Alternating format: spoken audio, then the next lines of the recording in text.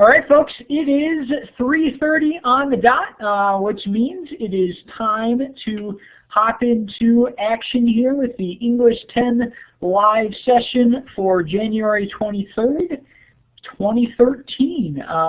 Tabby, great question. There will be 4 live session questions today. And yes, this is a picture, of course, from Groundhog Day. If you haven't seen this movie, check it out sometime. I'm sure it's probably on Netflix or if a video rental store still exists anywhere near you, you should be able to get it there.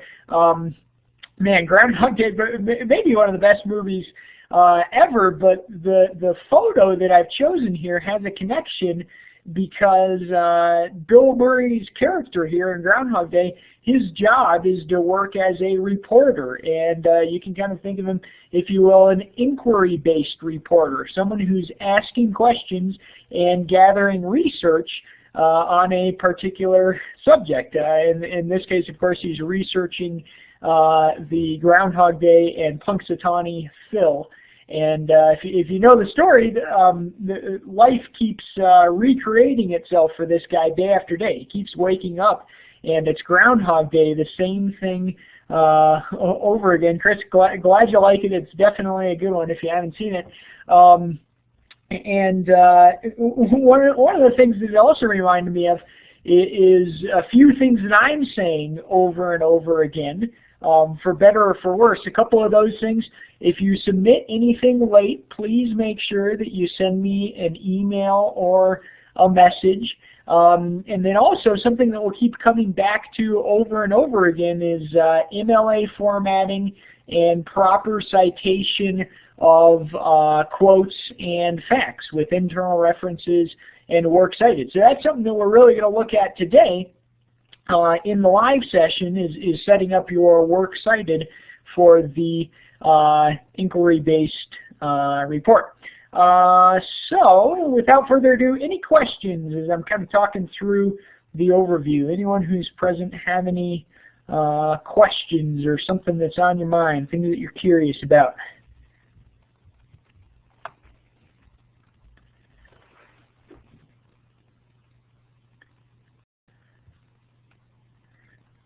Looks like maybe Ms. Rank is typing something in here, so we'll pause for just a moment. Oh, okay, deal of the century. Yes, I'm glad that you asked. Yes, you can send it on Friday if you want, and I will also throw out to you, if you're out there, and cool, sounds good, Carl. If anyone's out there and they have not started the deal of the century, hey, Maxwell, welcome. Great to have you along. So I was saying, if you have not started the deal of the century, but you still want to be involved in that, it's not too late. Tabby says it's actually helpful, and yes, I think it is. That's guys, the whole idea is managing your time, setting a timeline, making a checklist of the things that you have to do throughout the week. And I would do this not only for my class, but do it for all your classes, whether it's, it can be a digital program. I know Tabby's using a Google Calendar for it. Works well. You could have a handwritten planner. I don't care how you do it, but I'm telling you guys, it's a helpful thing and something really to keep you from falling behind. It's managing your time is a hugely important skill right now in high school. It is after high school and in any kind of education that you do, and it also is as a professional later on as well. So anyway, deal of the century. If you don't know what I'm talking about, go to our updates page, scroll all the way down to the beginning of the semester, and you'll see it there. It's not too late to start. I'm telling you, it is a good idea.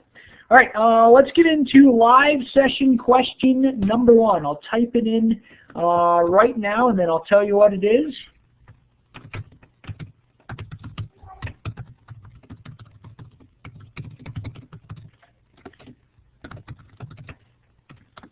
All right, there's live session question number 1. Simply, how is the inquiry-based report going for you? And explain. Tell me where you're at with it. Or do you feel like you're on track? Are you finding what you need? Have you done your interview? Do you have your sources? all that kind of stuff. Or if if you're feeling lost, let me know. I want to help you. Okay, that's live session question number 1. I'll give you a moment here to write that down or copy and paste it. Make sure you have it in your notes.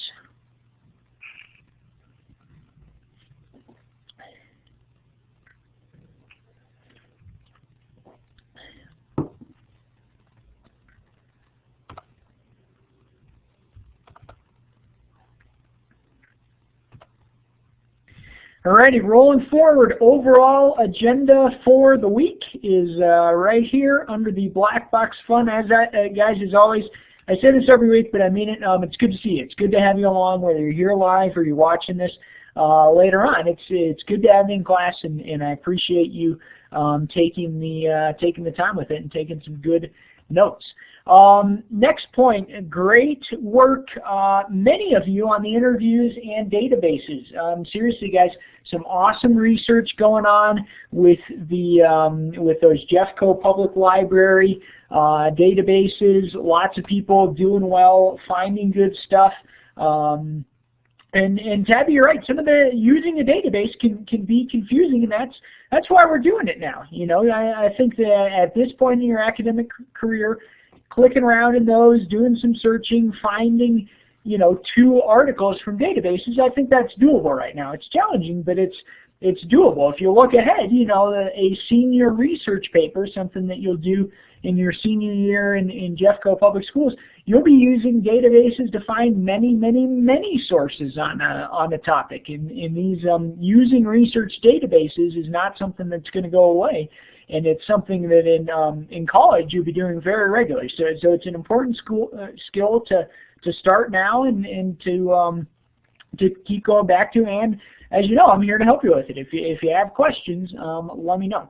But anyway, many of you, good job with that, guys. I appreciate your perseverance and hard work with those. Like I said, on the other hand, and you know who you are if you're listening here, some people need to hop into action. I'd say a lot of people are on track, doing well, finding the resources.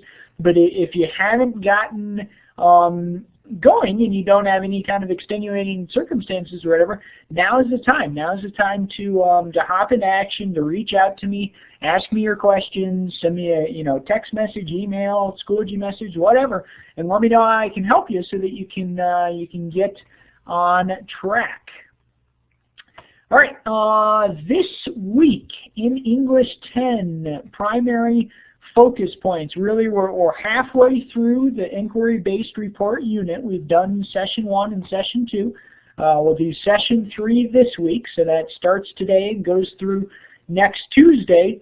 And we're really kind of wrapping up the research and beginning the writing. Tabby has a question, would screenshots work as transcripts? Sure. If you have a screenshot of like an interview that you did with someone, maybe that was over social media or something like that, yeah, screenshot's fine with me. Just submit whatever form you have. So really this week you'll kind of be doing so what I mean, great question. Cora, what do you, a transcript is like what was said in the interview. So if you emailed someone some questions and they sent those back, then you give me a copy of it. Or if you let's say if you did an in-person interview with someone, you don't have to write down every single word that was said, but give me the notes, give me the summary, and give me kind of the key quotes that they said. Yeah, so it's basically a record of what happened in the interview. Does that answer your question, Cora?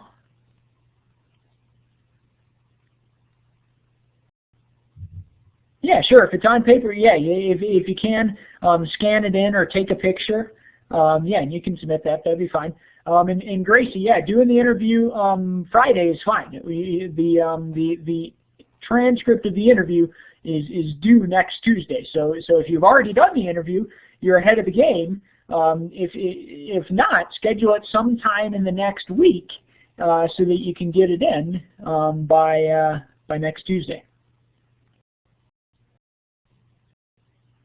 Works cited. Yes, Tabby, there should be 5 sources. If it says a total of 6 sources, then correct. There's 5 sources required. Yeah, or Gracie, you can type it up. Either way, basically, however you submit it, submit those transcript and or notes is fine with me. And Tabby, you're right. There should be 5 sources, and we'll get into those in a minute.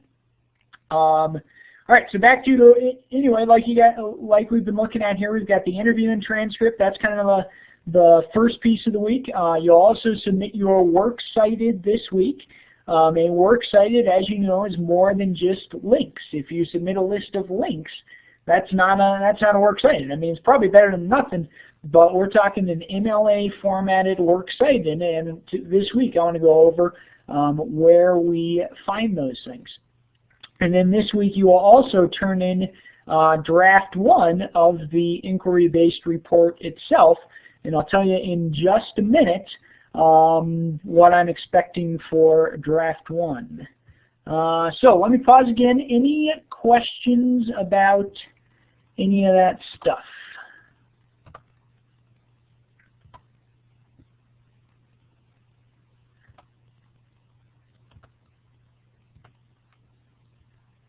Cool. Looks like we're looking pretty good. Like I said, anytime ask questions.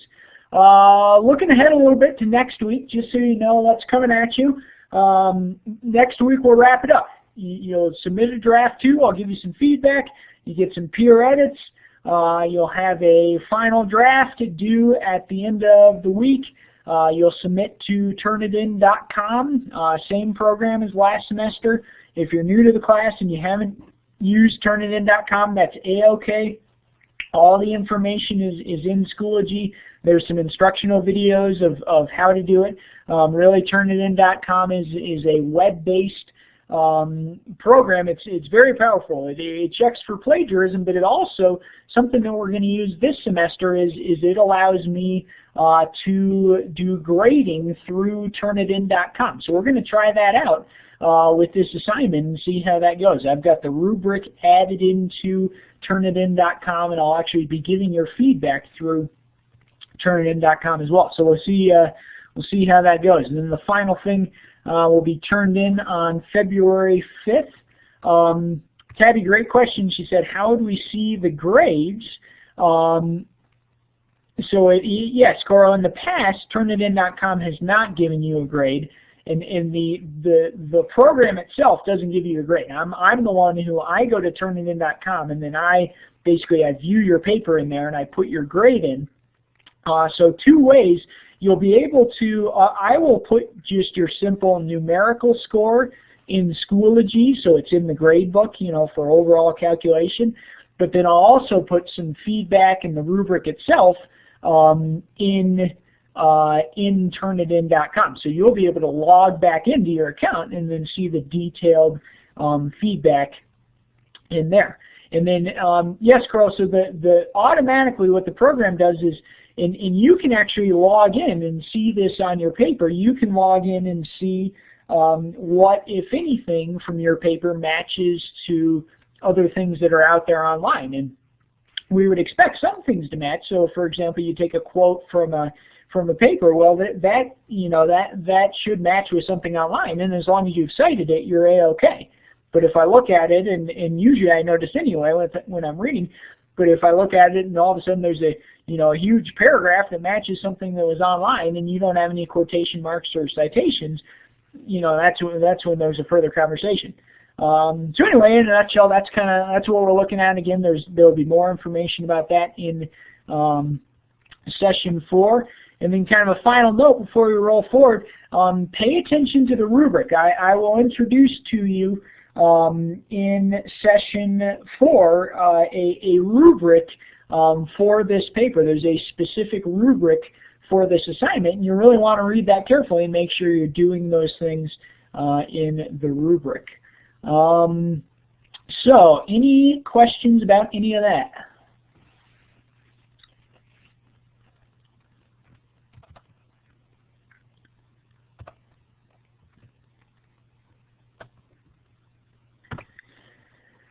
Cool. In that case, rolling forward, here's some notes. Please take notes on this.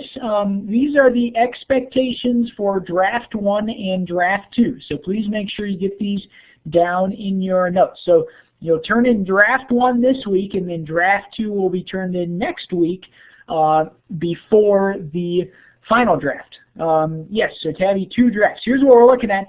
And guys, when I say Draft 1, I don't mean you need to sit down and write out the whole paper. Here's what I mean. Draft 1, 20 minutes. Okay, take exactly 20 minutes. No more, no less. The point here is to get your ideas down on paper and not even in a full sentence form. So you take 20 minutes. You got a few choices of what your Draft 1 looks like. It can be an outline. So probably you've seen outlines before. That's the, kind of Roman numerals, numbers, letters. You can just use bullet points if you want. I'm not super concerned about having, a professional outline format. You could also do a concept map. A concept map is kind of one of those word bubbles where maybe in the middle of the paper you have your thesis statement, and then you have it branching out to other ideas and quotes and things that support that. You can do one of those if you want, or if you think it would be appropriate, you could do a storyboard as well. A storyboard is almost kind of like a sort of a cartoon comic strip type of setup that some people find to be helpful. This Draft 1, it can be handwritten, it can be typed, or you can use an online program to create it. Really create it whatever way you think is best. You may have a system that you already like. Maybe you're figuring out what your best system is. Here's a few resources you can use if you want to use a web-based tool to create a storyboard or a concept map. Storyboardthis.com. Ooh, Chris, great question, and I'll address that in just a moment for the quotes. Great question. I would recommend the quotes, Chris, and I'll tell you in just a sec. But anyway, write these down. Storyboardthis.com, that's a web-based tool if you want to make a storyboard. Lucidchart.com is kind of a cool tool to create a concept map. Or you could just scan in your handwritten work, or you could type it. I didn't write this on there, but you could type it as well. But to be clear, guys, the Draft 1, it needs to be an outline or a concept map or a storyboard. It shouldn't be just a full paragraphs of your whole paper. If you turn that in, I'm probably going to say, well, give me your outline, your concept map, or your storyboard. Maxwell, good question. You said, can you use View? I'm not familiar with that. Is that kind of is that a web-based tool for like a concept map or something like that? I mean, my guess is probably you can.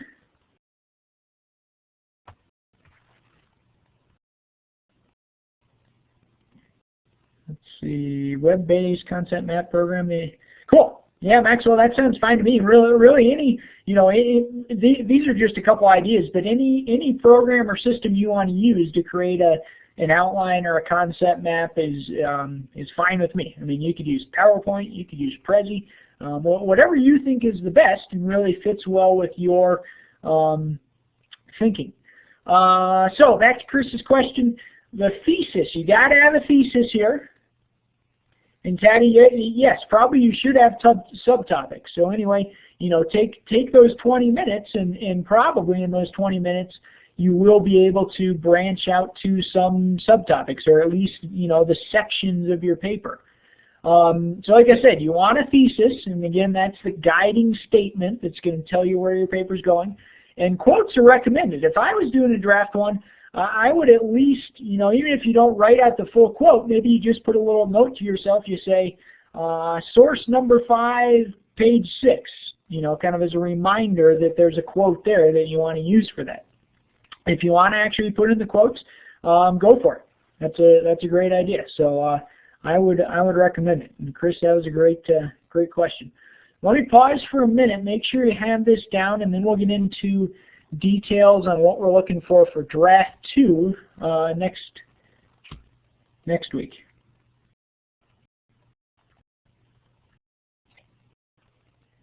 Cool, Chris. So it sounds like you got a good start there, Chris, and those could, you know, maybe you're looking at an outline format, or maybe it's a word map as well. All right, draft 2. So this is what we'll be doing at the beginning of session 4, but I'll go over it right now. What we're looking for in draft 2 is you're going from your outline or your concept map or your storyboard into paragraph form. So you're actually getting down, you know, the details of sentences.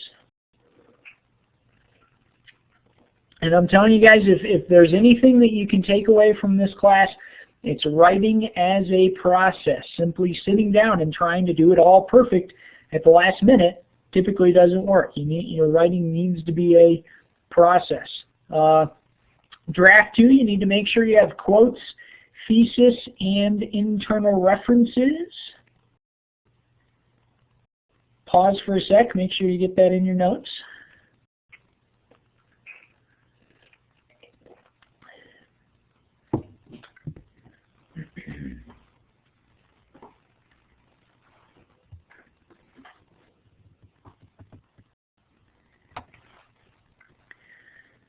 Quick note, so remember for this paper you have at least the 5 required sources, and we'll be looking for 2 or 3 quotes or facts per source.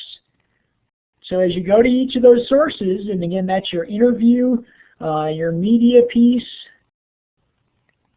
you got a couple of document sources, and a couple of database sources. So maybe that is 6 sources. I'll have to go back, check out the sessions there. I guess now that I add them up, it does sound like more like 6 sources. But whatever it is, for each of those sources, 2 to 3. Yep. So tabby, 2 document, 2 database, 1 media, and then also the interview. So think of the interview as your kind of your final source there. Going for 2 or 3 facts or quotes for each of those sources. And then final point here, thinking about draft 2.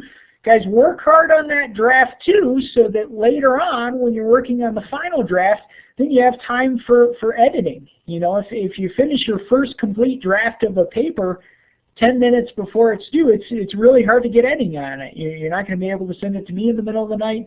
No one else is going to be up. You want to finish that draft early so that you can get some feedback on it. Let's see, so great question. Do the facts need to be put in quotes and cited even if they weren't exactly what was said? Okay, so that's a great question, and in that case, that would be more like a paraphrase where you're including the fact but not the exact wording. So you'd include that fact, and yes, then do put the internal reference, because that tells the reader where did this fact come from.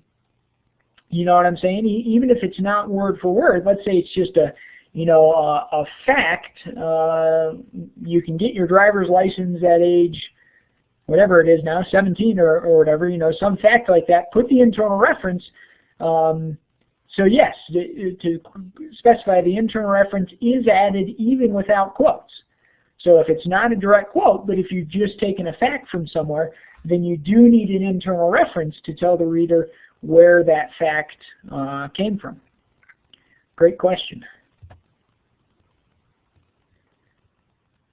All right, as we are transitioning here, any questions about any of that? We'll start sharing the desktop here in a moment.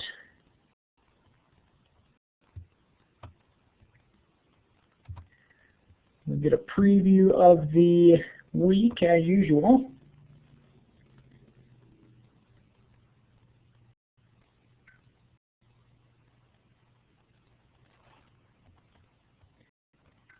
All right, it looks like we are looking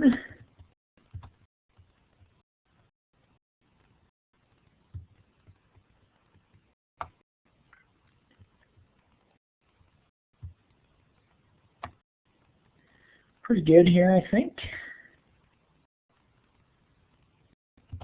All right, let me get this question here from Gracie. So if we get the fact from a source without an author, do we put, if it's page 13, Yes, Gracie, that's a great question, and we'll get to your answer momentarily.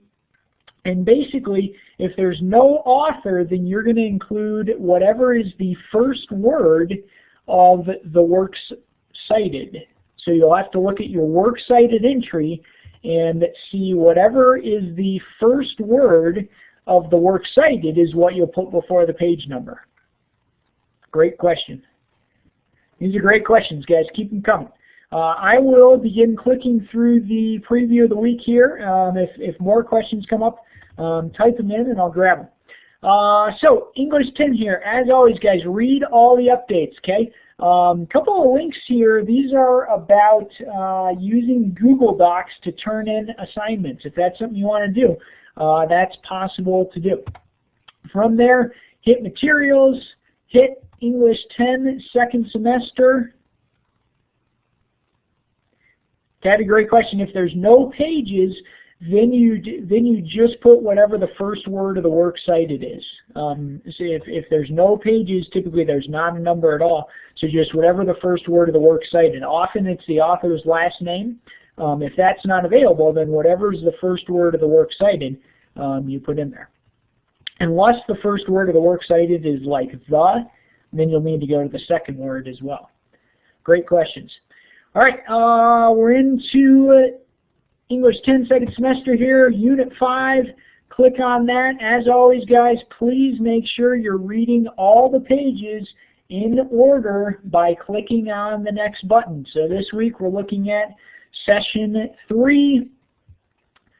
Quick overview of the week. We got the welcome page, we got live session questions, we've got the interview transcript and notes, we've got the works cited stuff going on here, and then draft 1. We've really, we've already gone over, I think to some extent, draft 1 and the interview, so let's skip ahead a little bit.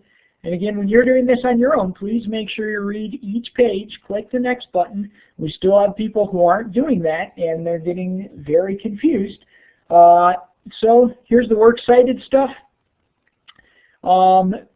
Really, guys, the important information here is right down here. And this is what I want to make sure that you know where these documents are. We've got 2 of them here. Let's look at the second one first.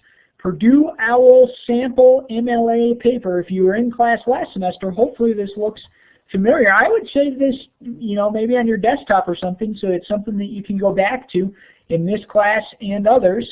We'll hit view here. Guys, this is an example document that shows what MLA formatting looks like. I'm not going to go over every single one of the notes on here, because you can read them yourself, but you see, okay, we've got a format, we've got a title right here. Notice the title isn't size 77 bold in some awesome font from the Middle Ages. Okay, it's size 12 Times New Roman. It's not bold, it's not underlined. Notice you've got your last name and the page number up here. Notice that it's double-spaced all throughout. At some point, you want to scroll down. There's a lot of great examples of internal references here. So you see, like with this one, the author was available. And in some cases, in other ones, you'll see maybe just an author, or just the title if the author was not available. Here's an example, page 6. This is what an offset quote looks like. So if the quote's longer than 4 lines, it's a double indent offset like this. I'm going through these pretty quick because this is a document that you can look at again yourself. Page 12 is kind of the focus here. Here's an example works cited. And the purpose of showing this is this is the spacing for a works cited. So we've got the words works cited in the middle here. Notice that, and MLA is simply the Modern Language Association. It's kind of the organizational body of English geeks, I guess, who kind of determine how the formatting and citation should work. There's another type of formatting called APA that some colleges and publications use, but typically the one used in high school and in many colleges is the MLA system. So again, guys, please make sure you either print this or have it open when you're doing your works cited so you can see the formatting. Notice that the first line of each entry is all the way to the left, and then the subsequent lines of that entry are indented one tab. So you can see each of the entries starts all the way to the left. And to do that, to get that hanging indent, sometimes you need to press Enter at the end of a line before you push Tab. Here's another one right here. Notice this entry does not have the author's last name. Maybe the author wasn't available, and it starts right off with the title. So anyway, please pay close attention to that format. And then last but not least, let's look real quick at the other file. Here's the document that I want you to use to determine exactly what's needed for each kind of entry. So you can see here's the way it's organized. We've got a website, we've got documents, we've got EBSCO. Many people are using EBSCO as a research database. These ones right here, 5 through 8, are all databases. Yeah, Tabby, I think this is helpful too. I mean, honestly, I'm an English teacher, and I don't even memorize all of the types of works cited entries. I use documents like this because it's a lot, it's a lot more time efficient than memorizing every single kind of works cited entry. So use this. You can see when you scroll down, okay, here's what my entry for a website should look like. We also have over here, here's what the in-text citation for that source would be. I know an interview is on here somewhere. Let's see, where do we see it? Oh, we got email. So if you did an email, you could do that. And I believe, oh, here we go, number 49 is an interview. Cool, Coral noticed it already. So anyway, there's an interview as well. So anyway, guys, that is the kind of the key stuff about works cited. So let's do English 10, wrapping up here real quick. English 9 will be rolling in just a minute. English 10, let's do the final 3 live session questions. Okay, and I'll type them in one by one and then hit enter so you can view them. Question number 2 is, how do you find works cited entry examples? Okay, so that was English 10, question number 2. How do you find works cited entry examples? And obviously, if you've just watched this video, you'll see it right there.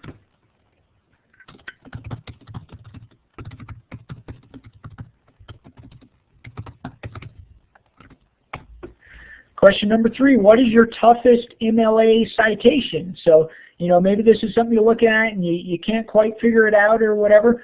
Maybe let me know if I can help you with that in some way.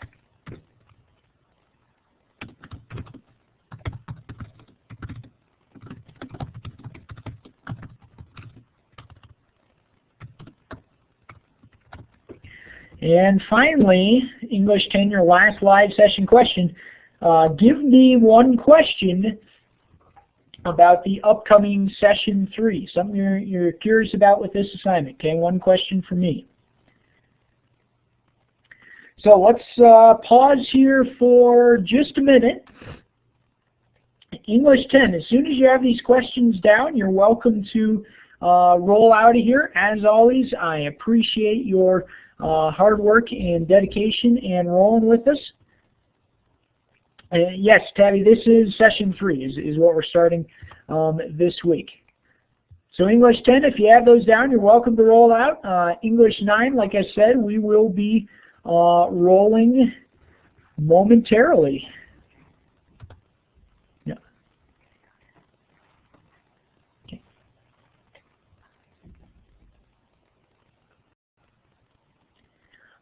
Sure, Tabby. Yeah, maybe give me a different one, a different question than what you have in the deal of the century. All right, guys, English 10, we will see you later. Make sure you have those questions down. English 9, guys, great to have you along. We'll be rolling momentarily. English 9, while we're waiting here for the curriculum to load up, please have something out that you can take notes with. You'll need that today for the mini lesson.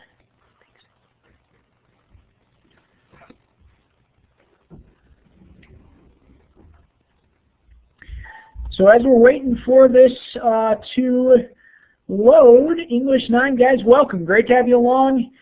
Cameron, we got Darian, we got Kyle, we got Raiden. Great to have you along. We can expect others to show up shortly. Guys, it's great to have you along. I appreciate your hard work, appreciate your dedication.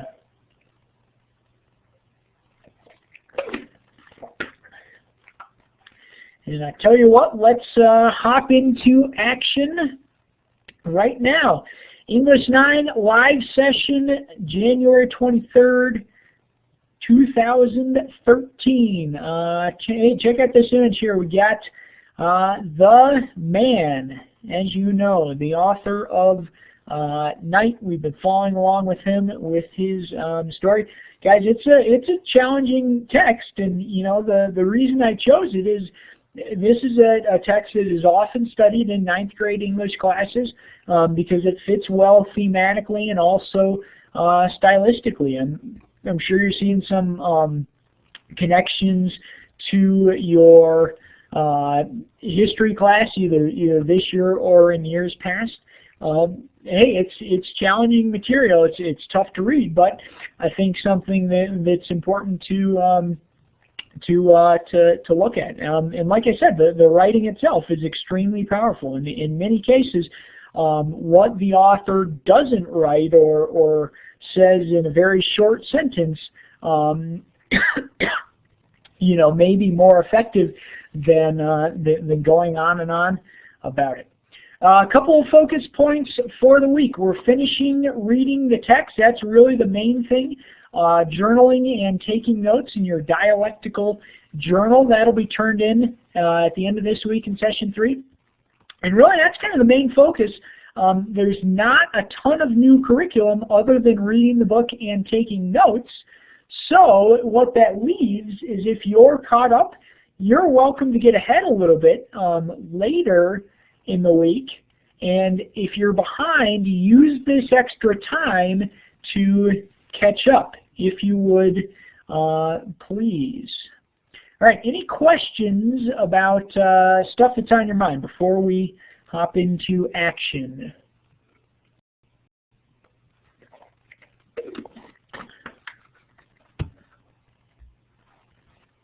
All right, looks like we're rolling pretty well. And guys, I tell you what, with conversations about the computer and stuff, if you want to maybe throw that out to the class after the mini lesson or something like that, let's do that. But for now, let's keep the comments kind of on the subject at hand, if we could. All right, into action on the agenda. A few points I want to make. Welcome, good to see you. Glad that you're here.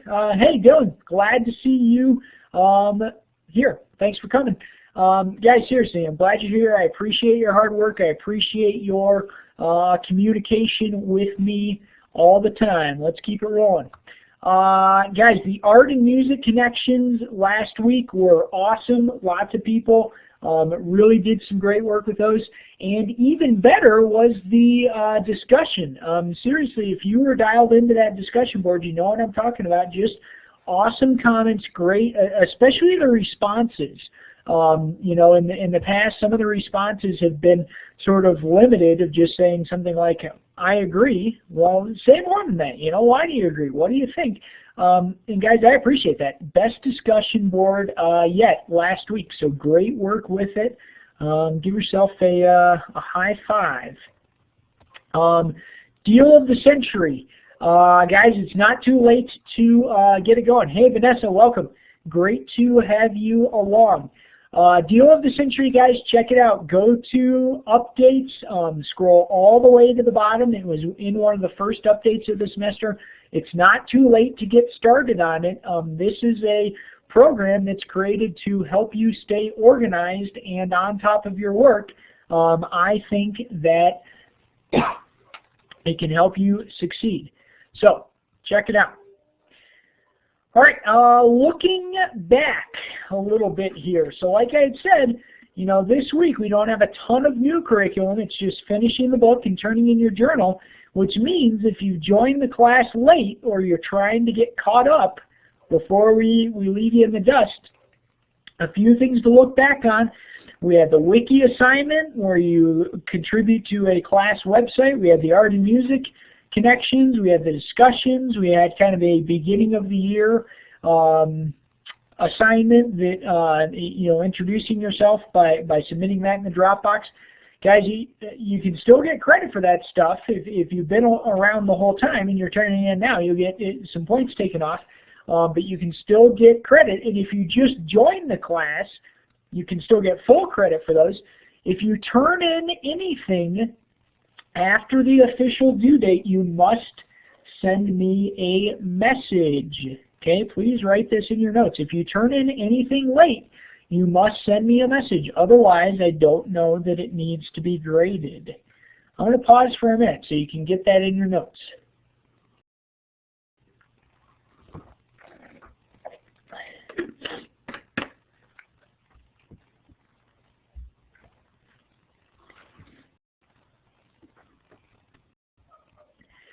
And now that I'm paused, let's do the first live session question as well. There's going to be 4 live session questions today. Here's the first one.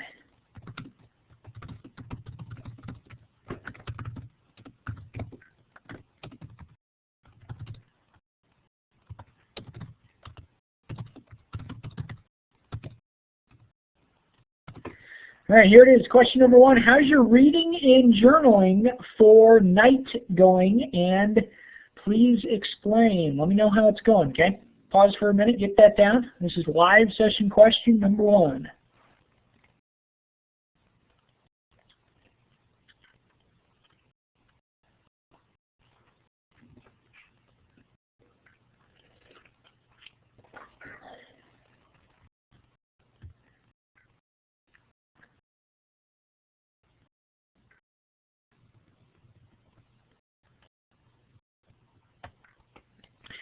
All right, so we just looked previously at what we did in the past. That was the wiki and stuff. Let's look ahead.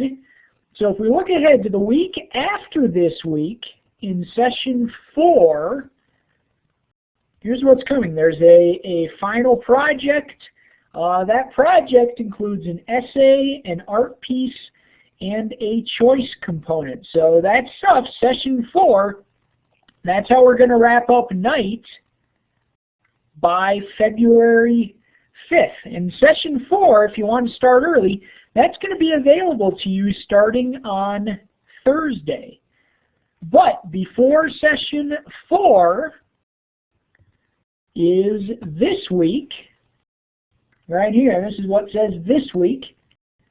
These are the things that we're going to do this week in session 3.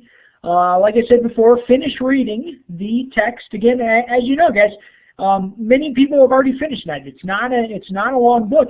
You may be the kind of person who can crank through it in one sitting if you want. It's also a gripping book. It's something that really pulls you in. So the main objective this week is to finish the book and submit the journal. The reading journal, it's really a pretty simple format, as you've seen in the sessions. Basically, you've got a quote from the text. You got the page number and then a 1-sentence reaction. There's no right or wrong answers for these entries. It's just whatever speaks to you. Something powerful, something sad, something with a positive outlook, something that you thought was, was an effective sentence in one way or another. You got the quote and you got your reaction. I'm telling you guys, if you do this, writing the paper itself is going to be a heck of a lot easier, because you're going to have the quotes right there. Darren, glad you're liking the book. It's a powerful read. Every time I read it, and I've taught this book many times over the years, every time I read it, I take something away from it. I've been you know, I've told a couple students in messages or about their assignments, this is the first time I've read this book as a parent. Many of you know I have a son who's 2 years old, and this is the first time I've read it since he was born, and it's affecting me in a different way. You know, becoming a parent kind of changes your view on many things, and you know, seeing it that way affects me in a different way. Back to the journal, 36 entries total. So please make sure when you turn it in that you have at least 36 of those entries. Also this week, like I said before, if you have things that haven't been turned in, then look at your grade book, see if there's any zeros in there, wrap that up, okay? Use this week to get your act in gear so that you're not behind, you know, when things start cranking with Unit 6 in a couple of weeks. And then also, if you want, you can look ahead to Session 4. So let's pause for a minute. Any questions? Questions about any of this stuff?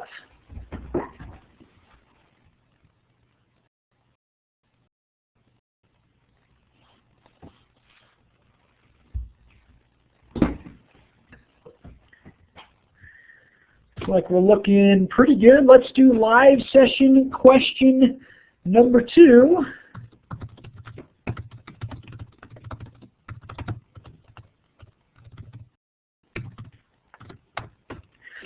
Pretty simple one. When do you submit the night journal?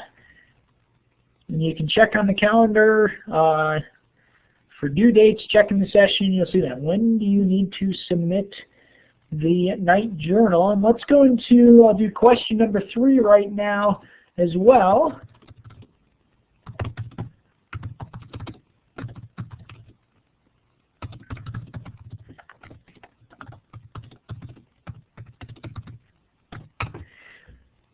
Question number 3, are you thinking about working ahead a bit in Session 4 this week, and why or why not? And again, no right or wrong answer for that. Just kind of let me know what's your plan. So I'll pause for a minute. Make sure you get those down.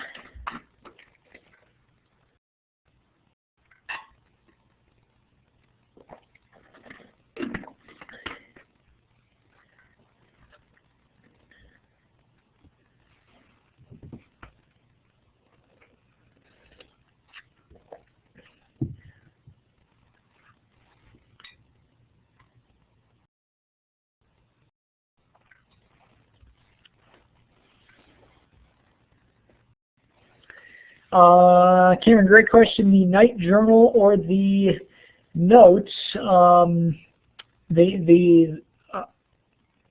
you talking about when is the? Is that with regards to question number 2? You mean which one is due? I was thinking about the night journal. So as you're reading, you're taking your notes in a night journal. Yes, so the dialectical journal. Yep. So when is that due? Is that question? All right, let's keep rolling forward here a bit. Kyle, you did miss some stuff here, so you'll probably want to check out the recording there for whatever you missed. So getting into some new material here, kind of looking at what is ahead. This is looking ahead to session number 4. You're going to write a 5-paragraph essay about night. I'll tell you that much. And one piece of that 5-paragraph essay is what I like to call a controlling statement. And a controlling statement, it's kind of another way of saying a thesis statement. It's that one sentence that really directs your essay and tells you and your reader where you're going to be going. I've got 2 slides here that I want to go over, and I tell you what, I'll make you a deal here. Listen closely, but you don't have to write this information down, because I'm going to put this on a slide in session 4. Okay, so just listen closely. If you want to write some stuff down as I'm talking, you can, but you're not required to, because it can show up later on. So, controlling statement. What is it in a nutshell? It's kind of like the thesis plus key terms. And feel free to interrupt me at any time with questions, as always. A thesis is a sentence that tells you and your readers what you're writing about, what the argument is, and then the key terms, those are just main ideas. So when I say key term, that just means what are your main ideas? What are in this case, the three main ideas in the essay? In a nutshell, a controlling statement has this format. We got a subject, in other words, what is the paper about? We got some kind of powerful action verb. We've got, for lack of a better term, what the subject does, so what's happening, and then we've got the key terms. So it makes a lot more sense if we have some examples here. And this is why I'm going to post this in the session so that you can see these examples. So here's an example of a nice controlling statement or a thesis. We could say, William Golding uses Lord of the Flies. Has anyone read Lord of the Flies, just out of curiosity? It's a good one. If you're looking for something to read, it's kind of like an olden day Lost. If you like the show Lost, you probably like Lord of the Flies. William Golding uses Lord of the Flies to discuss his view of human nature, so that's what you're arguing, that's what the essay is about. And then we've got the key terms in green here, or the main ideas, as seen in Jack's actions, Ralph's language, and Piggy's idealism. So we've got these three key terms, or these three main ideas that you're going to write about in the essay. Here's an example from Knight. Elie Wiesel discusses the theme of resilience throughout Night when he describes a trip to the concentration camp, events at the concentration camp, and life after the concentration camp.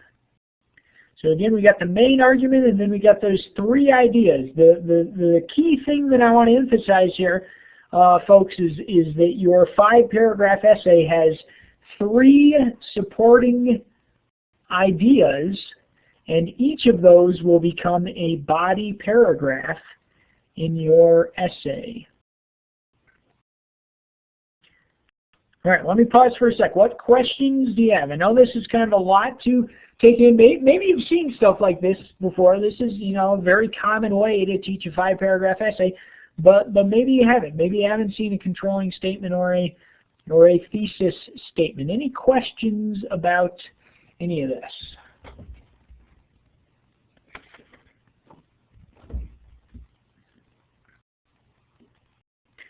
And like I said, I'm going to put this exact text into session 4 to make sure that you have it.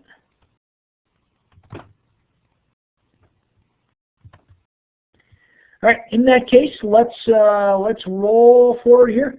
Darren, great question. He says, how many key terms do you have? 3. So in this case, Darren, you got a 5-paragraph essay. Basically, of those 5 paragraphs, you have an introduction, you have 3 body paragraphs, and then you have a conclusion. So you want to have 3 key terms, or 3 main ideas, and each body paragraph should be about one of those key terms. Great question. Keep the questions coming, guys. They're always good. All right, so here's basically what a 5-paragraph essay looks like. First paragraph, you've got an introduction. A couple of points about the introduction. It typically begins with kind of general content and narrows down to something more specific, which is the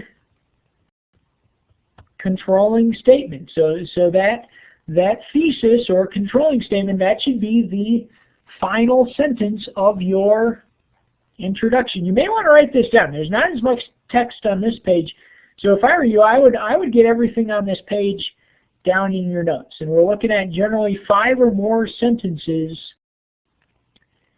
for that introductory paragraph. I'll pause for another minute here. Make sure you get this in your notes.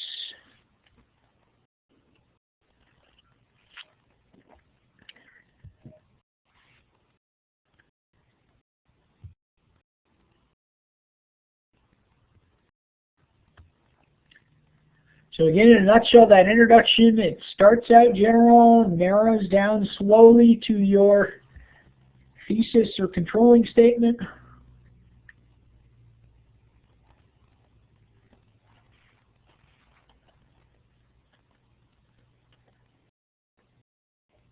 Kyle, exactly. That controlling statement, it tells your audience what the essay is going to be about. And not only does it keep the audience on topic, but having this controlling statement ahead of time keeps you on topic. Guys, if you write a solid controlling statement, you know generally what your whole essay is going to be about. If you're like me, you've probably spent time writing a flat paragraph essay where you get to the fourth paragraph and you say, oh my gosh, what am I going to write about now? Well, if you have a solid controlling statement here, you know exactly what that fourth paragraph is going to be about, because it's about the third and final key term or main idea. So yes, it keeps the audience on topic, but it also, more importantly, keeps you on topic. All right, let's get into the body of the 5-paragraph essay. So we said we got an introduction. The body of the essay, 3 paragraphs. Again, make sure you're writing these down.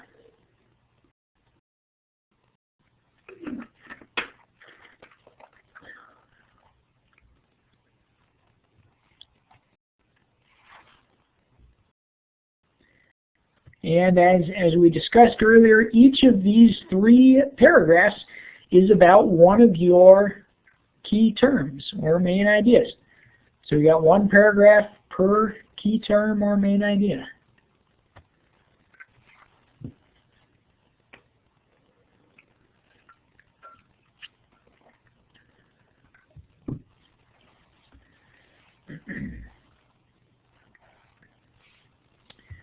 At the high school level, for a body paragraph, we're probably looking at somewhere around 11 sentences for a body paragraph. There's, in this case, there's not a specific requirement, but my recommendation is these body paragraphs, maybe you use that Whopper format.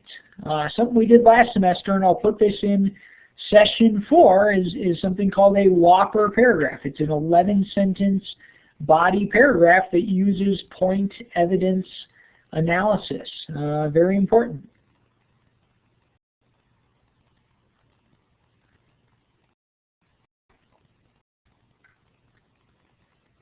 Kyle, I think I see what you're saying there, and the sentences are kind of becoming paragraphs. I think I get what you're saying there, and I would say yes. Each of those key terms. So, if we go back to those examples, so you say a trip to the concentration camp. That was the first key term here. There's going to be a whole paragraph about the trip to the concentration camp. And then the next key term is events at the concentration camp. So if this is your essay, you'd have a whole paragraph about the events of the concentration camp. And finally, you'd have a whole paragraph about the life after the concentration camp. Yeah, so I think the answer there is yes, Kyle. And then finally, we've got the conclusion. Again, make sure you get this in your notes. And then, whereas the introduction was general to specific, conclusion we're typically looking at something specific. Usually it begins with a restatement of that thesis or controlling statement, worded a little bit differently. It begins with that, so something specific, and then it kind of leads the audience back out to more general applications or ideas.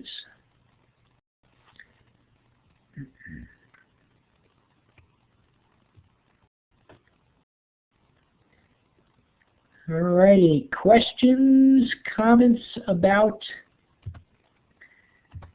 that?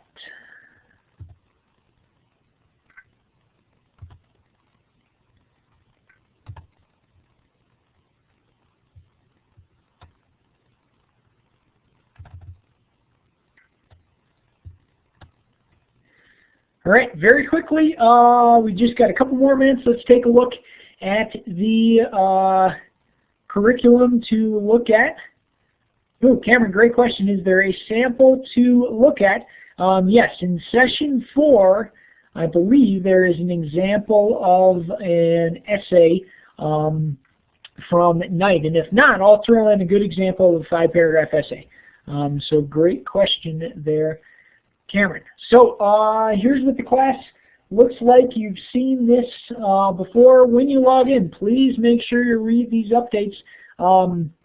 Latest thing on here, I put in a couple of links to videos about using Google Docs to turn in assignments. If you want, that's something you can do with Schoology, is use Google Docs to turn in assignments. And yes, Kyle, there should probably be an H there, I'm guessing, if you want that website to work. Thank you. So click on Materials, English 9, Semester 2. Hopefully this is becoming familiar. Guys, you've got to read through our curriculum page by page. If you just use the calendar, you're probably going to find yourself getting confused. So we just finished session 2. Night session 3, here's the recommended timeline. Look at that, use it. Like I said, if you want to look ahead to session 4 later this week, you can as well. We've got the reading schedule. Guys, pretty simple this week. We've got a reading schedule, an overview, live session questions, and turning in the journal. So like I said, pretty straightforward as far as curriculum this week. Get this journal in shortly so that you can look ahead and then go back and either catch up or work ahead. All right, let's see, final live session question. It'll be about time to roll out of here. Is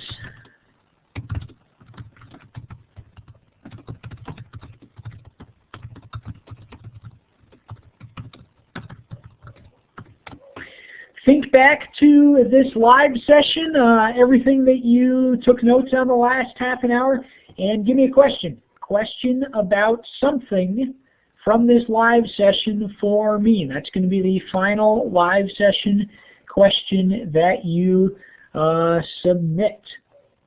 So if you got the questions down, guys, you're welcome to roll out. As always, I appreciate your hard work. And Kyle, for the other questions, you can either watch the recording or I think if you scroll up on the little chat bar, I think you'll see them there as well. All right, Cameron, we'll catch you later. Have a good one. Like I said, folks, always appreciate your hard work. You're welcome to hang out here with me as long as you want and ask whatever questions you may have.